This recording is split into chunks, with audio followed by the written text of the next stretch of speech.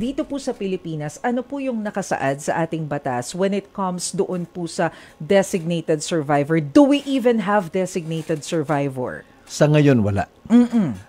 Pero meron sa ating konstitusyon, sa provision ng ating konstitusyon, Opo. Na maliban dun sa mga constitutional line of succession, President, Vice President, Senate President, Speaker of the House, hanggang dun lang kasi meron ding provision ng ating konstitusyon that Congress shall, by law, provide for a president in case the acting president dies, is permanently incapacitated, or mag-resign siya bigla. Pero hindi pa ginagawa ng Kongreso yung batas na yan eh.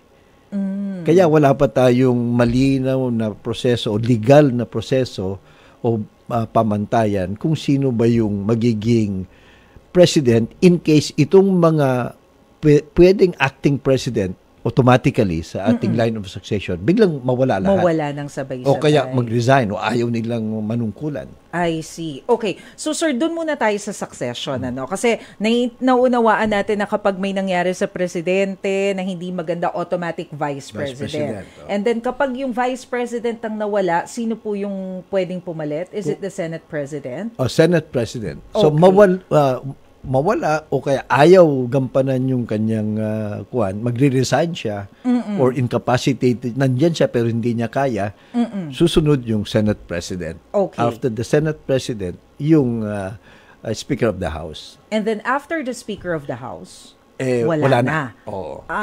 So hanggang dun lang tayo kay House Speaker. Oo. I see. Di ba sa SONA, required yung dalawa nandun, di ba? Yung Speaker at saka Senate President. Kasi nga sa Congress yan, joint session. Opo. So, these are the circumstances o mga okasyon na it would be wise, it would be practical na gawin ng Kongreso yung trabaho nila. Gumawa ng batas. Kasi sinasabi sa Constitution yan eh. It's not an option. It's not discretionary on the part of Congress. Ang nakalagay sa Congress shall, by law, provide for a president in case the acting president dies in death of death, permanent disability, or resignation. Pero hanggang ngayon, 37 years old ng ating Constitution, hindi pa rin ginagawa ng Kongreso yung batas na yan. Bakit kaya, sir? Kung ganun pala na malinaw naman na nakalagay sa Constitution, anyari?